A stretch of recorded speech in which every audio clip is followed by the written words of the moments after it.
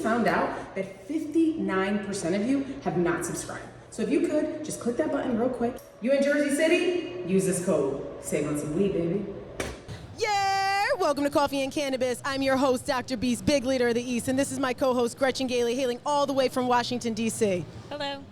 And we are at NECANN. NECANN 2025, Jersey, Atlantic City. You guys already know we've already been doing a podcast here all the time, but live this time, we are on stage, and we have none other than the legendary trailblazer hailing all the way from Denver, Colorado. Please give a loud welcome for Miss Wanda James.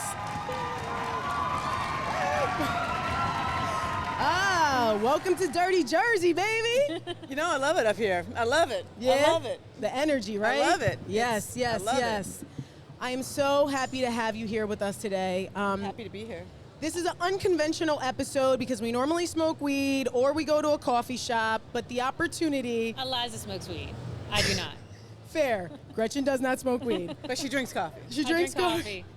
And we are here live now, and this is so amazing because people get to see this show. So for anyone who is watching this, aired a little bit later, you know, please listen in and follow in all the information that you're going to take from this. But audience, please, if you have any questions that come about, one of our members right there will take your question, and if we can ask something live to Wanda James. But in the interim, please, let's get into our interview.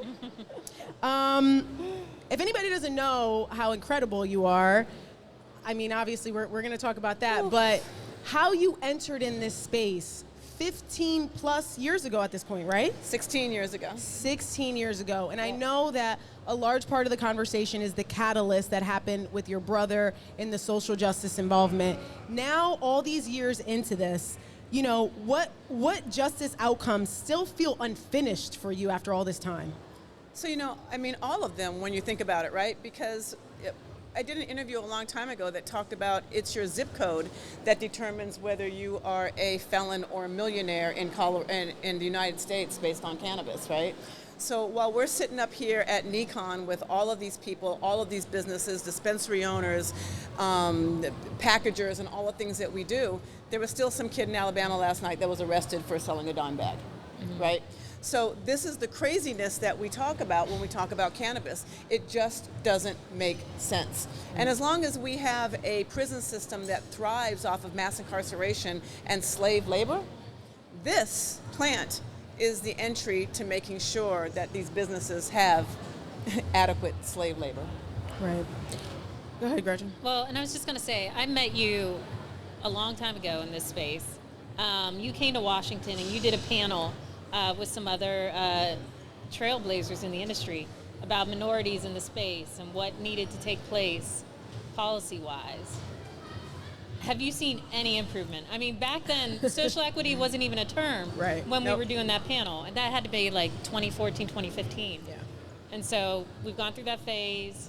Trump says everyone's too woke now, so they're throwing it out the window. Do you feel like minorities are getting ahead in this industry? So you know what, that's a double-edged sword, because are minorities getting ahead in this industry? No, we are not. Are there more minorities or more black people, more Latinos in the industry? There are more blacks and Latinos who get into the industry. The issue becomes staying in the industry. The issue becomes being profitable in the industry. The issue becomes not ending up in a place where you are liable because of the industry, bankrupt, or have lost your family's wealth or whatever they've invested into it, right? And the issues behind that, you know, lays at the feet of social equity. Social equity has not worked anywhere. Anywhere. Yep. And why do you think that is? Because there are too many restrictions put upon social equity businesses. They determine when you can sell that business, when you can license that business, how you can grow that business, how many businesses you can have from that license. What sense does it make giving somebody a license and then restricting them if they want to sell it, right? Because if I get a license and somebody wants to offer me $10 million for my license, I should be able to sell that license. It's mine. I'm limited, or a lot of social equities are limited on how many dispensaries they can have, or how much they can grow, or how much they can sell under that license type. It's obscene, it's ridiculous. And the amount of money that we get for social equity is nowhere near sustainable enough to start and run Yes. and develop a business. In Colorado, you can get $50,000. It's like your light bill or something. It doesn't even pay your legal bill to open up a dispensary. Yeah, I love that you touched on the selling the license, because shout out to Danielle Drummond from Ascend Wellness, and Suzanne Nicholson does great work here in New Jersey, and we talked a lot about the use of the narrative about generational wealth and how it's actually like it's a fallacy. Because you cannot say that, yeah, there might be wealth for Eliza, I mean, hopefully if I could ever fucking get there, and there might be success for us, but you cannot transfer it to your family. You cannot sell it if somebody comes with a big number. For you to say, oh yeah, we're gonna give social equity licenses and we're gonna allow you to build a business, build a brand, we're gonna have confidence that you can do all these things, but we don't have confidence that you could sell it to the right person who's not gonna prey on you, because God forbid we give you an opportunity to sell it unrestricted for $10 million when you want. It's bullshit. You cannot say generational wealth if it ends in this generation. Hence the fallacy of generational wealth in cannabis. No, I mean, it's hard, and it's exactly what you're talking about right now, is we just have not created an industry that is sustainable or that, quite frankly, makes any sense at all, right? And I mean, the whole premise of the 280E tax penalty is to remove all of your profits from your business. That's the premise of it. So what's the point of having an industry if it can't make profit?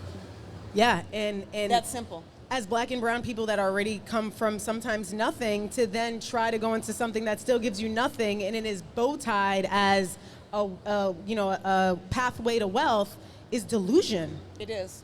It's actually cruel, and I've seen more people than not in the industry come into the industry with just enough money to open their doors, or to get that first seed in the ground, and they think from there it's going to be okay, and they don't realize that opening the door is the beginning of your issues, My love, I'm right here next to you. Hi, it's me. I am she. Where do you think it's not lawmakers... Funny. It's not funny. It's not you gotta funny. laugh. Where do you think they're missing the boat? Why do you think that they think tying your hands so much? You're gonna talk to two sailors? You think we have this? We have the answer for the fucking boat? An ounce of insight. Why do you think they think that putting so many restrictions on you helps you? Can you see where they're coming from with that perspective? I mean, sidebar, you and I talked out there because I said I don't understand for the life of me. 16 years in this industry, 16 years, and I have worked in politics. I am a politician. I'm an elected official. I will never in my life understand what the problem is with cannabis and this industry. I don't get it. We have shown time and time and time again, you want to protect your kids? Legalize cannabis, because nobody carded me when I was 16. You want to protect yourself, your lungs, and what consumers are smoking on? Legalize cannabis, because we now grow the cleanest cannabis in the world, right?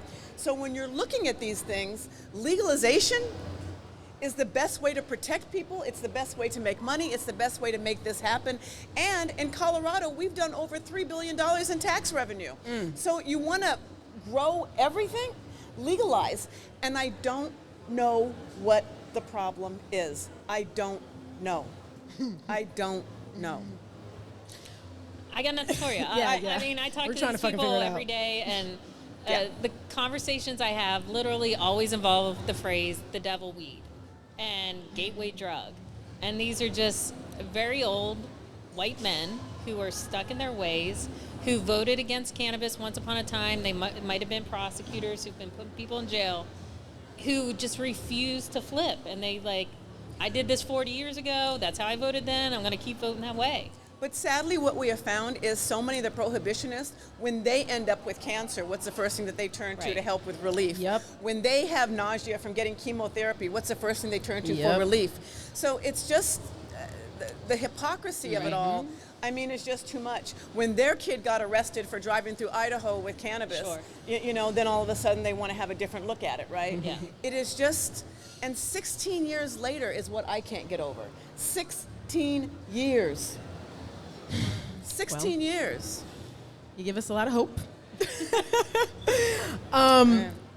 Considering that the depth of this is really about this sustainability, you have sustained for 16 years, which is insane. Yeah. I'm in this space. I own a dispensary.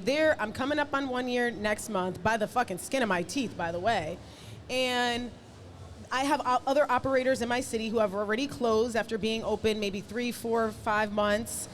You lasted 16 years. Like, I want everyone to really, really understand how incredible that is. 16 years in this brutal, volatile, disastrous, sometimes racist, goddamn industry. How? And please help Tahira. What did you do, and what can we take away to really, really know? I mean, I want you to think deeply at like the nuanced things that you did for your survival so that we can take some of those things from that playbook. Because the government is not helping us. We need our peers and our trailblazers. Ooh, all right, let's get real for a second. One, I operate in this space in a place where a lot of folks aren't going to have that opportunity. And that's that we're a little bit famous because we did it first, right? So being a little bit famous always helps. Secondly, I didn't do it by myself. If there was not the people around me who helped me for free, who helped us get over the line, if there weren't people in Colorado who helped us grow, and when I say grow, let us put their stuff on the shelves and maybe didn't charge us all right then when it was happening, if it wasn't for friendships and relationships, it is impossible to make this thing happen. You are all coming in a brand new industry where those relationships aren't quite there yet, or not quite there, aren't going to be there, and people are all in it because it's a corporation, and that corporation isn't going to give you a break. That corporation isn't going to help you survive one more month. And let me be clear, too, and I know it always looks good because we do these kind of things. We sit up on stage, it looks pretty glamorous up here, right? Like, oh, wow, look at them, they got this thing going on. Y'all, this is some shit, and there is not a day that I go to bed at night where I'm not ready to sell the dispensary for $1. If you call me at 9 o'clock on any night, I will sell you Simply Pure for $1. I promise I will. And by 8 or 9 o'clock the next morning, I'm like, okay, we can do this one more day, And that has been every day for 16 years, And there are just times where you just don't think that you can do it anymore. And I also want to be very clear as well, too. Simply Pure is not my main form of income, y'all. My husband owns restaurants. I'm a professional speaker. I mean, I do political stuff. So don't think for 1 second that we're out here rolling because we got a dispensary. And I think that that's the narrative that folks want you to believe all the time. Yep. And if I can talk to Tahira over here, how many hours a day are you in your dispensary, Mr. Owner? Open to close. Open to close. So if you're not willing to be there open to close, if you are not one of your own paid employees or unpaid employees, you will not make it in this industry. And let me just say one other thing too.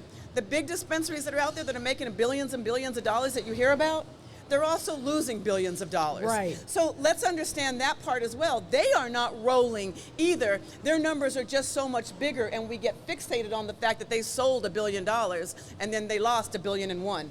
So this game that we're playing right now is not working for anybody on any level at any time for anybody. Yep. It's just harder for those folks who own one dispensary. Yep. Harder for those folks that have a 10,000 square foot grow facility. It's just harder. My hope is that we can all hold on long enough for legalization so we're not spending $2,000 a month for banking, so that landlords can't charge us $1,300 for a 1,200 square foot dispensary, so that we can't be, taken advantage of in the ways that we are. And the only way that happens is when we are legal and have legal protections of a legal business. It's the only way that happens. Like every other business. Like every other America. Business. I want to get into the details. You just said, I know you said a lot. Let me backtrack. I went to Colorado, we hung, and I did a little bit of a field study. I like to do that in different places so that I could really understand the economics of it. yes, there's a lot of passion and an emotion that we have about this, but there's also a lot of economics and sensibility that needs to be tied in. And I think those components is what the audience at large never really understands, like why we're saying, oh, this is saturation. And then they go, well, bodegas did this and liquor stores did this. And it's like, no, I need you to understand. So I think the unique aspect of all three, did this mic go out, Jalen? No. You hear me? Okay. Gretchen is from DC, Wanda, Colorado, Denver specifically, and I'm in what op-eds have said in Jersey City is the closest saturation to any other place in the world, which was Denver. We are as close, 16 years, we're brand new, and they're comparing us to you. And you're a disaster, not you, your place. So, for context for the audience to really understand why I'm always talking about economics, Jersey City, the square footage of the whole city is about 25 square miles with a population of about 300,000. Colorado is about 159 square miles with a population of around 2 million? Well, all the cities, but Denver is about 800,000 people. 800,000. And then Washington, D.C. is about 70 square miles and has about 700,000 people. They have 35 dispensaries. They're medical, different model, but still, there's 35 to service 700,000 people. And when I say these numbers, right, we don't really know who even smokes weed. We don't know who's under 18, so all these things is why an economist is there to measure what the actual capture of the market is, or an estimation. How many dispensaries? Well, so I have 48 in Jersey City, 60 were approved, but 48 are grandfathered in. So I have half the population of DC, but I have double the dispensaries, and you have 3 times the size of DC, only 100,000 more people, and how many dispensaries? 250 plus. Does everyone see why the math on this is so important? You have to understand who you're servicing, and you cannot make customers. This is not an industry where you can easily convert consumers, and that's also really not the narrative that we want to have, because then they're really going to be out there saying, we're trying to make everybody smoke weed. No, we're trying to give you wellness solutions, but when we come out there talking about this, then you make us feel like that's what it is. So we need to just know what the market is so we can know what our survivability is. What would you say to the cities that are following the track and what their prescribed outcomes are probably going to be? So oversaturation is a thing. So I'm going to change your bet here just a little bit, and forgive me because I want to go in on this. Yeah, I'm trying to get people to smoke weed, 100%. You know why? Grey Goose wants you to smoke or drink vodka, am I correct? Coors wants you to drink beer, right? Nike wants you to wear their tennis shoes. Yeah, I really would love to see people smoking weed instead of drinking Grey Goose. 100%, yes, I would. Absolutely. Because there's nothing wrong with it. Right. Nothing wrong with smoking a joint, eating an edible, having a drink if you are over the age of 21. And we've got to be able to get to that point where people stop thinking there is something wrong with it or with those that do. Right. Because the only thing that I know that cannabis is a gateway to is the presidency of the United States of America. That's the only thing that I'm aware of that it brings on. But anyway, I digress. But when we are talking about bringing on customers and different people, we should be able to reach out. We should be able to market. We should be able to talk about this. Right. Sure. And we should not be demonized for doing so. It's legal. The people want this. Now, the one thing I will say, it's the politicians that have an issue because almost everywhere that cannabis is on the ballot, the people vote for it. Right. So what's the problem? Yeah. Gretchen? Don't look at me. It's your people. They are my people. I like I said before, they are just truly stuck in their ways. And as you said before, I don't get politicians to turn until medical cannabis has been needed in their lives. That is what gets them to start thinking about things. I brought Eliza to Washington a few times, and giving her real life examples of, okay, I just spent $70,000 to put in a safe into my business. they don't even conceive of that. But when you can put real life people, real life patients in front of them, then it starts to make a bit more sense. Yeah. Until that, we are just numbers and criminals and potheads, and everyone just wants to get high. I mean, like, there will be a hearing going on. We recently had safe banking, not that recently, but like 2 years ago they had one. And a member who we're friendly with, I will not say who, comes out of it and gives us a walking down the hallway. And we're like, dude, this is not what we're all about, but thank you for your support, Senator. But I can't get it out of committee to save my life, but we're working on it, we're trying. But these guys don't understand that this is what the public wants. And I think they're also so stuck in their ways because their concern is also getting reelected. And their thought is if they support cannabis, then the only people who vote, who are 100 years old, are going to turn on them and not going to reelect them. And so we have shown in the past that you can come out for cannabis and it's not the end of the world. Dave Joyce of Ohio still gets reelected every time. Brian Mass in Florida getting reelected. Matt Gates got all other issues, but they still love him, and the guy loves pot. Rand Paul, nobody likes Rand Paul, but he is one of our biggest advocates, and they keep reelecting him. So I don't know how we don't get the message across to other lawmakers.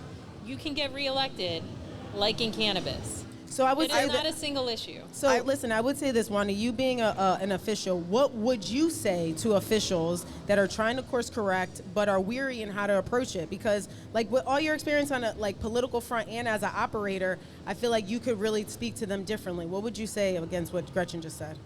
Congressman Jared Polis, he does not consume cannabis, but he has fought for cannabis legalization. He was elected to Congress. I ran his campaign. Congressman Jared Polis is now Governor Jared Polis. He was overwhelmingly elected in Colorado smoking cannabis. I am one of the regents at the University of Colorado. Colorado is one of 4 states that elects its university regents. I won my election with 211,000 votes in Denver. So when we talk about the idea of being elected, you can absolutely 100% be elected. Barbara Lee, we used to call ourselves Barbara's Brigade because she used to be very supportive of cannabis. Barbara Lee, elected mayor of Oakland, Congresswoman, reelected again and again.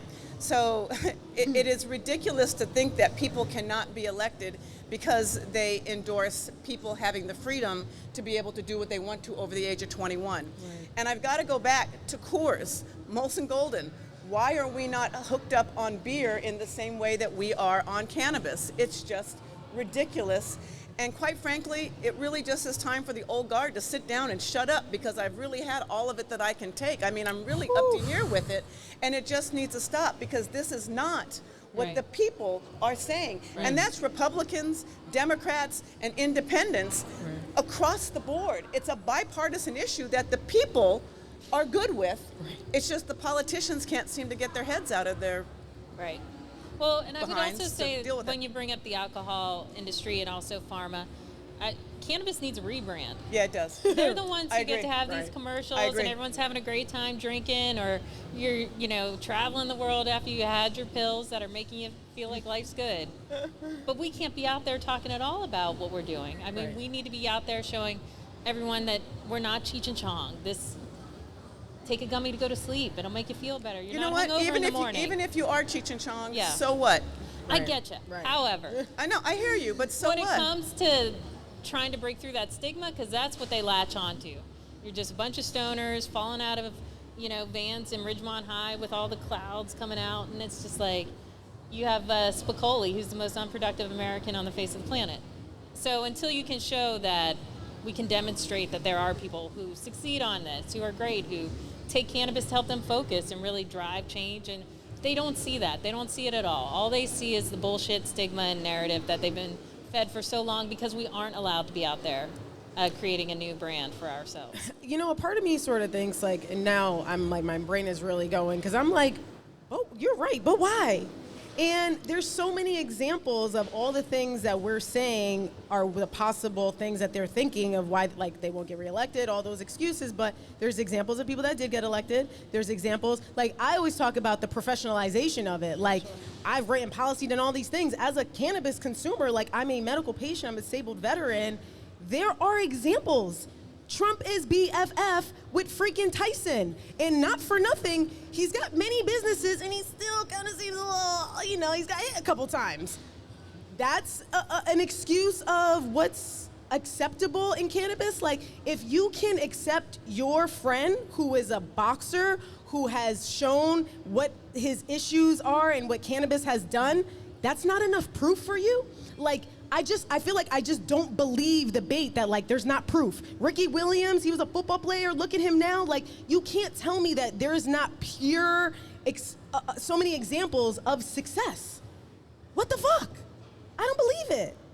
We can go through, and you all know this, I'm singing to the choir right now, but everybody from Carl Sagan to Barack Obama to, you know, every celebrity that you can possibly imagine has used cannabis. I mean, this is no longer, once again, I think it's a generational issue.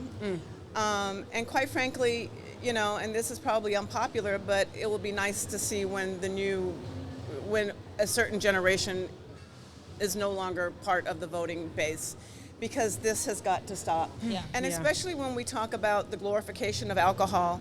And I'm not anti-alcohol, and so I'm one of the few people that actually carries a liquor license and a cannabis license in Colorado. We own restaurants. Yeah, we've got both of them. So I am not opposed to what people want to do over the age of 21, right? But I will say this. I have seen more issues at our bar with people over-consuming alcohol than I have ever seen in 16 years of anybody over-consuming cannabis. Yep. It's just a whole different piece. Whenever I go to a cannabis festival or something, I don't know why, but I always feel the need to talk to the cops. And so I ask them, how's it going? How's your day? And they're like, this is great, easiest job ever. Much rather be here than a music festival where they're drinking and they're fighting and it's a mess. Yep. He's like, all you guys do is stand around and talk. Works for me. Like, the cops, no issues. They love it. They have no problem with us, but no one else can see that. And even the issues of just having a good time around cannabis. And this is why I'm always pushing back on when we talk about, you know, what the stoner idea is of cannabis. I mean, you know, do we talk about Hank Hill and his buddies drinking too much beer out behind the fence that they all get behind on? I mean, that's kind of weird, right? I mean, so once again, we have to change what this plant means to people. It just has to be marketed differently. Yeah. What I'm hearing from the both of you is the point I was making is that there is evidence. Yeah. There is tremendous evidence to debunk everything that people use as an excuse. Yeah. So to me, the generational challenge and also just principle of like not wanting to do one thing from back in the day and then seem like they switch, those are the only two things that I feel, because like, you know, the people want it. You know that you knew somebody that it benefited. Like, there's truly no excuse. So hopefully, you know, you can continue to fight the good fight and make the changes, because you're also engaged in another fight right now. You mentioned about being a regent of the University of Colorado. Can you share a little bit about what's been going on with that and how that is sort of intersected between academia and the work that you do as an operator? So long story really short, like I says, the regents are elected at the University of Colorado. We have one regent for each of our congressional districts, which means we have 8 regents at the University of Colorado and 1 at large. I am elected in Congressional District 1, which means I sit in a congressional-wide seat. The University of Colorado Anschutz, funded by Phil Anschutz, who is the largest anti-cannabis funder, one of the largest in the United States, they put out an amazingly racist campaign. They took a black baby in utero, and they talked about how if a mother is using cannabis while she is breastfeeding, what will happen to that child. And they put every racial trope that they have called black people over the last 150 years in the United States underneath these caricatures of black people, and then put them on an IG account. And it's all over my Instagram, you can look at it, but it said that black children have no impulse control, that we have less intellect, less intelligence, less ability to learn, and we are more susceptible to becoming hard drug users. But it just went on all of these slides. as a regent of the University of Colorado, and the University of Colorado is a $6 billion research institution, I called it out. And I called it out publicly, and I called it out loud, because my background is in politics. Phil Anschutz and CU Anschutz didn't like it. The Regents, long story really short, tried to have me charged criminally. The AG said, I'm not going to charge anybody criminally because this is stupid. They tried to say that I did not withhold up my fiduciary responsibilities to the University of Colorado. The governor and every Democrat in Colorado came out and said that this is bullshit, and that did not happen. They censured me anyway. They stripped me of my committee assignments, and they won't allow me to go to places where the regents are invited, like football games. Yeah, I can't go to football games. Wow. But regardless of all of that, what they did do was they showed me how anti-cannabis and racism intersect. And so Phil Anschutz and the University of Colorado's Anschutz were able to attack not just the only cannabis entrepreneur on that board, but I am the first black woman elected to the CU Board of Regents in 43 years, and only the third black regent in the 150-year history of the University of Colorado. So they effectively silenced the black community, and they silenced CD1, Congressional District 1, which is Denver. And one of the most liberal and powerful Democratic strongholds in Colorado. So this was done, sadly, by the Republicans, led by a Democratic chair, liberal woman. So this is a fight. But they raised my name recognition tremendously. Tremendously, they have raised my name recognition. And I'm thankful for them doing that. Well, they said all press is not bad press. What's the? They spelled my name right, Yeah. so I'm like, hey. What is it, Gretchen? All press is good press. All There you press is go. good Yeah. press. Yep. And also the first black graduate of ROTC too, right? I left that part out. There's only one veteran who sits on that board, and that would be me. Yeah, that's and I am the important to first know. black woman commissioned through the Naval ROTC unit at the University of Colorado Boulder, my alum, of which very few black people get the opportunity to go to CU Boulder and graduate from CU Boulder. So they just effectively, disenfranchised veterans, women, black women, dispensary owners, and Democrats in one fell swoop. I think what's so mind-boggling to me about this whole incident is, there's a lot of things. We talk often about black women being under attack, but also the fact that you started years ago as the first black graduate of ROTC to then years later come back and be on the board, a board responsible for managing $6 billion, and then to strip them of the ability to go to the main thing that is related to culture, like football games, to go be with the black coach that you have that revived your entire program and not have the only black female veteran regent watch the game? What a fucking slap in the face. What a slap in the face. So, and while they did send out another letter saying, I'm allowed to go to these things, I just have to pay for them myself instead of being able to go into the regent box. Which, if anybody has studied Jim Crow laws, that's what that is. You have earned the right to be there, and you can go, but you have to pay for it. So I'm thankful to people like Coach Prime and Robert Smith for allowing me to be in their boxes for the football games and different things. But despite all of that, the issue becomes that they would actually strip you of what you have already earned. Mm-hmm. And I'm elected by the people, not the 7 white regents that decided to strip me of this responsibility that was given to me by the people of Denver. Like I said, I won my race with 211,000 votes. Often we try to talk about policy on this show, and I want you to get into really, because the reality is you were elected by the people, right? Yep. So then to have a board dig into policies as sort of like the gotcha. Yep. When I was sharing earlier about when we were talking about our policy panel, we were saying how sometimes the policies that they create to support and help people actually end up harming them. Can you talk about just how policies overall you've seen, whether it be in cannabis or academia, how they use it as a gotcha? So when they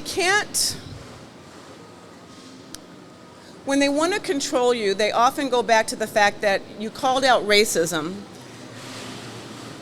but they didn't like the method in which you called out racism or you called out hypocrisy or whatever it might be, and they didn't like the way that you went about it, they will often use how you did it as the way to punish you because you didn't do it in the way that they wanted you to do it.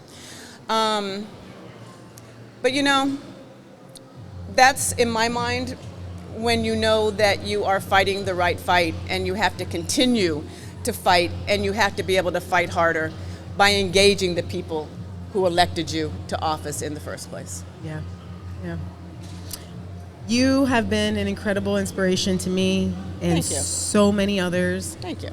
Your resilience and tenacity and just relentless energy to continue to fight and be a fucking warrior is incredible. I hope to follow in your footsteps and carry the baton and continue to have this space and the energy to manage this shit. But so many other people in this space feel like this. In Jersey specifically, I think we're, in an inflection point where people are feeling really, really defeated. With 15 years of experience, what drives you to continue going in this industry? So look, y'all, honestly, you can't give up the fight. End of conversation. You cannot give up the fight until it's won. When's it gonna be won? Hell, I have no idea. It might be tomorrow, it might be 10 more years. I don't know. I really do not know. But here's the thing. You've got to find new and innovative ways to fight, and you've got to continue to keep moving forward. And as long as you're in the game, you're winning, right? So as long as you get to 8 o'clock tomorrow morning and your doors are still open, you're winning. Might not feel like it, but you're winning, and that's what it takes. Even in the situation of which I'm dealing with right now with this Board of Regents and what's happening, I can feel very defeated and sit here for 3 years and not have any voice. But I'm gonna change the energy of which they came at me with, and the fact that they gave me the gift of increasing my name recognition, because very soon, I will more than likely be announcing that I'm going to run for Congress in the seat that I currently step into. Thank you. Now, and the reason that I would run for even a larger seat is because how dare them, right? So you keep fighting and you keep growing and you keep saying, you know what? You might have cut me off at the knees, but I still got a whole bunch of thighs to go with. You just keep fighting and fighting and fighting and fighting. And the fact that you are in this game 15 years after I'm in the game, the fact that to hear, thank you for taking the Simply Pure brand to New Jersey and being the most amazing and almost as cool as I am CEO in the business. It transforms the brand. It transforms the business. 14 years after I did it. And for all of the people that were in this, at NECANN today or at MJ Biz, in December, we keep growing and growing and growing. Even though every bit of the odds are stacked against us, we keep growing because we are in this fight. We are in this fight, and we're gonna win. Yep. We're gonna win. Yep. We're going to win. No doubt. So listen, you heard it here first, all right? Lovely exclusive, running for Congress. This is what it comes down to. At the end of the day, the folks that we all talked about from a bipartisan standpoint, whether it's independent, Democrat, Republican, everyone is tired of the old guard. Yep. They're tired of you making the decisions for the people. And if you don't do what you need to do, someone is coming and they're gonna take your seat. And she's coming. And she's coming. Good fucking luck. She's coming. Wanda James running for Congress. Give it one more time, please. It's fucking incredible. All the support. Start sending the money, okay? I know campaigns are expensive. They are. They are expensive. Gretchen, you got anything before we close? Can I be a naysayer? Go ahead. And not that I'm against your run whatsoever, but the woman that you're going to be running up against, Diana DeGette, the current Congresswoman there, she has an A+ rating from normal. She is not a slouch, at least when it comes to cannabis folks. How are you going to distinguish yourself against her? Because you're going to come out, I'm assuming, with some type of cannabis platform, and she's going to come back, well, I voted for yes. I'm just as good on cannabis as you are. So how are you going to make yourself? She's nowhere near good as cannabis as I am. And Diana DeGette has been in office for 30 years, and we have not seen Diana in 10 years. And once again, I'm not somebody that thinks that there is an age limit to whatever, but I do believe that there are term limits that you should be in office. Right. If you can't accomplish what you are going to accomplish in office in 10 years, or definitely by 15 years, I don't know that anybody should be sitting in these seats for 30 years. Right. Because you stop being involved, you stop being energized, you stop being a part of what's happening. Nobody in Colorado voted against Canada. Well, the governor did, the mayor did, a few other people did, but anyway, I mean, that absolutely happened. But once again, though, I mean, it doesn't take hard to read the tea leaves, and especially in a place like Denver. In Denver, just so that you're all aware, cannabis has never lost on the ballot. It's lost statewide a few times, but never in Denver. So it doesn't take a whole lot for her people to say, go ahead and do this. But no, I mean, she's definitely not there. She has not brought any type of cannabis policy that is going to work for us, has not helped in moving the industry forward. Cannabis is not just what I'm going to run on. That's just one of the things I do. Like I said, I'm a vet. I'm a small business owner. I'm a homeowner. I know what all of these things are like. I'm in the trenches. It's about lived experience. In the 30 years that Diana has been in office, she's had one job. She's lived on the public dole her entire life. I'm bringing lived experience to the table. I've started businesses. We ignited an industry. Yes. We're there for our veterans. Yes. You know, so there is a world of difference between me and Diana DeGette. Okay. I will circle back to the word evidence, which most people, I hope, in this world will start to fucking apply. Because when you have people that can relate to the American people and the people of the cities that they serve, that they have been them, they see them, they feel them, they pay the taxes with you, they sell you the expensive weed that they don't want to make expensive. When I went to Colorado, I saw 15 years later that the price of weed is still so expensive, right? Is that helpful for an owner? Maybe, but if you're a consumer in your community, you're hoping that over time the price drives down a little bit. These are all things that we need people that resonate with the people that they're serving, and those people need to stand up, and I'm very proud to know that is you. I'm sorry that it took so much pain and just negative energy to continue to propel you. That's growth, though, and that's okay, because how does a piece of coal become a diamond? Through pressure and through heat. So it's the pain in which we bring it. When you're working out and those muscles hurt, you're getting stronger by working those muscles. So you know what? Bring it. Bring the pain, bring the hard, because we're diamonds, baby. We're diamonds. Pressure bust pipes, okay? Bust pipes. And this is the person that I call when I need a fucking pep talk because, you know, I be unraveling too. So anyways, Gretchen, you got anything else? I'm good. We good? All right. Diana DeGette, better watch out. Good luck, I'm Diana. coming for. Any final words, plugs, anything you got to put out there? You know what? Thank you to everybody that is here today, because this is amazing to me once again to see another cannabis conference. When I think about that, we started in the basement with broken chairs and people wouldn't let us online, wouldn't let us talk about this. Congratulations to you and your amazing, beautiful family for doing this. Congratulations to doing a podcast. Congratulations to Tahir Johnson for the Simply Pure 2.0. Congratulations to the woman who has run our legal business and kept us out of jail. Thank you. I love that part. Yes. But congratulations that we are moving this forward, because, man, this just warms my heart 16 years later. Yes. That's what I'm talking about. Yeah.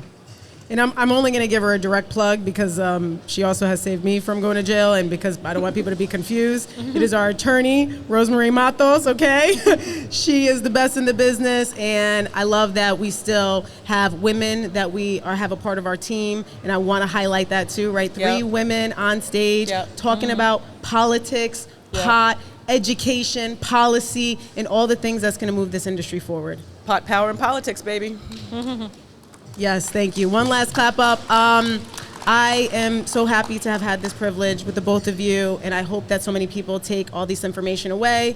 And congratulations on your announcement and your run. Everyone, please continue to support digitally, online, do everything that you can, even if you're not in Colorado. We need to make sure that the entire electorate around the entire United States starts to shift with this mindset.